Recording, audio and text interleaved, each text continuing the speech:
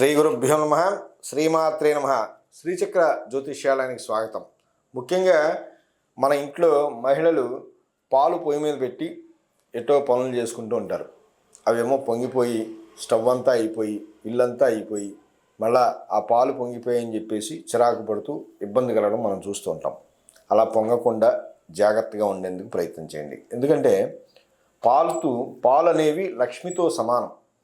వాటిని నిర్లక్ష్యంగా మనం చూడడం వల్ల మనకి ఆరోగ్యమే మహాభాగ్యం. ఎన్ని సంపదలు ఉన్నా కూడా అనారోగ్యం పాలైతే కనుక అది వ్యర్థం.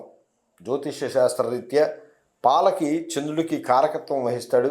పాలు పొంగిపోతూ ఉంటే ఆ ఇంట్లో వాళ్ళు ఎప్పుడూ కూడా ఎవరో ఒకళ్ళు ఏదో ఒక రకమైనటువంటి అనారోగ్యంతో బాధపడుతూ ఉండేటటువంటి ఇబ్బంది ఉంటుంది.